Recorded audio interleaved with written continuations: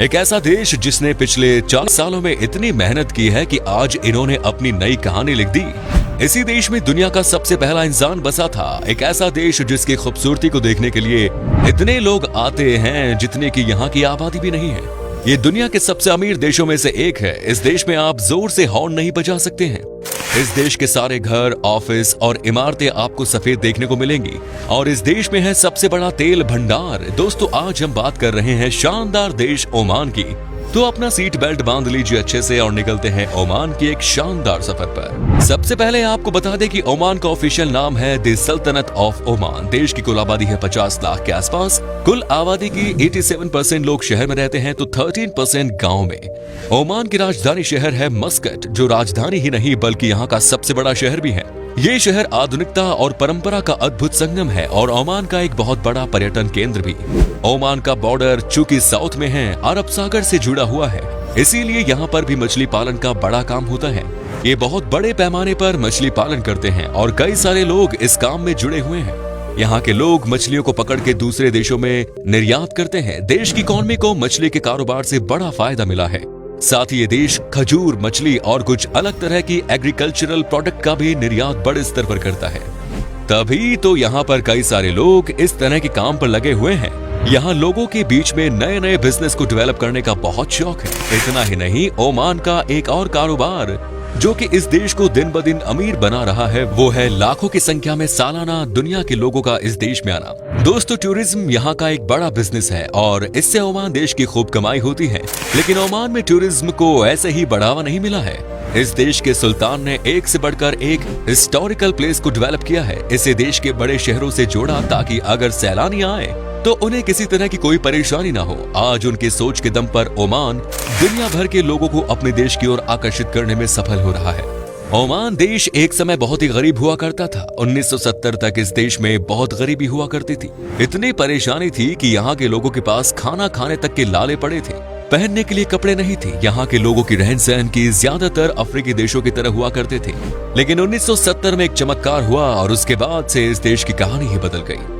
दोस्तों, जिस चमत्कार की हम बात कर रहे हैं वो कोई और नहीं बल्कि यहाँ के सबसे लोकप्रिय सुल्तान काबूस बिन का सत्ता अपने हाथों में लेना था।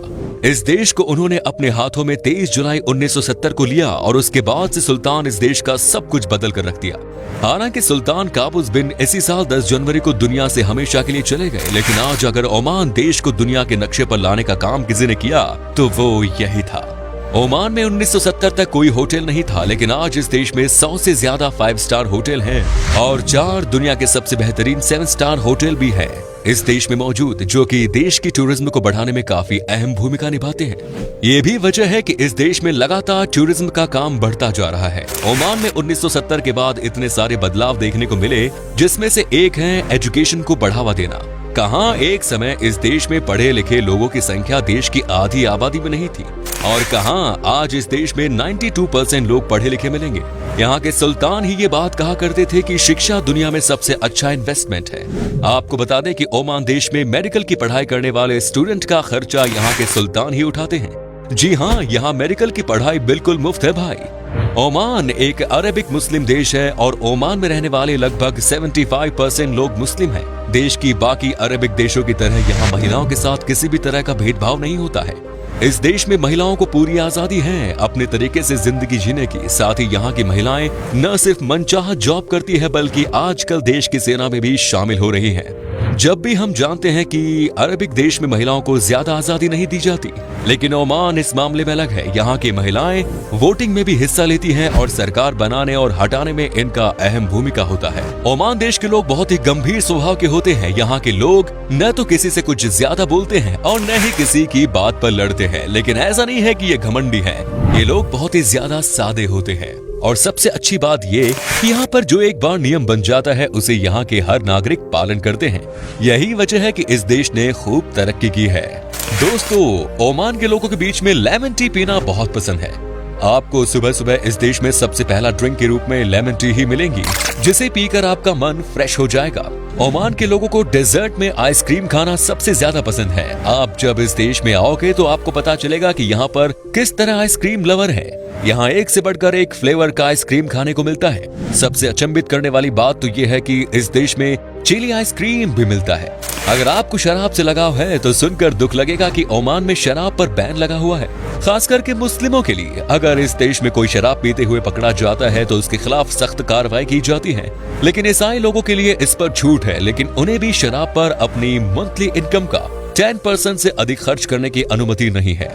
ओमान देश में जैसे ही कोई बालिग हो जाता है, यानी कि 18 साल से ज्यादा का हो जाता है, तो उसे यहाँ की सरकार उसे एक हिस्सा जमीन दे देती है, जिसे वो अपने घर बनाने के लिए इस्तेमाल कर सकता है। और जिसके पास महीने में $1000 से कम की कमाई है, उसे यहाँ की सरकार खुद ही घर भी बना कर देती है। यहाँ घर खरीदने का कोई टेंशन नहीं होता और न ही टैक्स भरने का। ओमान देश का रिश्ता हमारे देश से बहुत ही अच्छा है। यहाँ के कई सुल्तानों की पढ़ाई हिंदुस्तान में हुई है। कई सारे इंडियन लोग आपको देखने को मिलेंगे इस देश में। ओमान की कुल जनसंख्या लगभग 20% भारतीय है। अमेरिका के बाद इंडिया के सबसे ज्यादा इंजीनियर इसी देश में काम कर रहे हैं और ओमान को आगे ले जाने में मदद कर रहे हैं। यहाँ पर इंडिया के लोगों को अच्छे खासे पैसे मिलते हैं और साथ ही राजधानी शहर मस्कट में 2 हिंदू मंदिर भी है, जिनमें से एक 100 साल से भी पुराना है। इंडिया के अलावा ओमान के रिश्ते अमेरिका और ब्रिटेन के साथ भी बहुत अच्छे हैं। ओमान का अमेरिका और ब्रिटेन के साथ ट्रेडिंग का रिश्ता है। कुछ चीजें ओमान से यहाँ निर्यात की जाती हैं, तो कुछ चीजें अमेरिका और ब्रिटेन से खरीदी जाती हैं। दुनिया के अमीर देशों को सूची में ओमान का नंबर 24वें स्थान पर आता है। आप यकीन करें या ना करें, लेकिन ये देश आर्थिक तौर पर कई देशों से कोसों आगे है। आपको जानकर हैरानी होगी, लेकिन इस देश की आबादी 50 लाख से भी कम है, लेकिन इस देश में बनाया गया जहाज बहुत बेहतर माना जाता है। दुनिया के कई देश अपने जहाज बनाने का काम इसी देश में कराते हैं। ओमान देश के लोग बहुत ही मेहनती होते हैं, ये बात बिल्कुल भी नहीं जचती है एक अरब देश के लिए, क्योंकि अरब के देशों में इतना पैसा है कि यहाँ के लोगों को मेहनत करने की आदत ही नहीं। लेकिन ओमान की बात दूसरे अरब देशों से काफी अलग है। यहाँ के लोग बहुत मेहनती होते हैं। यहाँ कोई भी ऐसा इंसान आपको नहीं मिलेगा जो कि आधा अधूरा काम छोड़कर चले जाए। हर एक इंसान अपने काम को मन लगाकर करते हैं। ओमान को पक्षियों का देश भी कहा जाता है। बहुत ही कम लोगों को पता है ये बात कि ओमान में आपको ठंड के मौसम में यूरोप, अफ्रीका और एशिया के सभी तरह के पक्षी आपको देखने को मिलेंगे। पक्षियों को शायद ये देश बड़ा पसंद आता है। ओमान देश की अगर मौसम की बात की जाए तो यहाँ भी हमारे देश की ही तरह हाल है।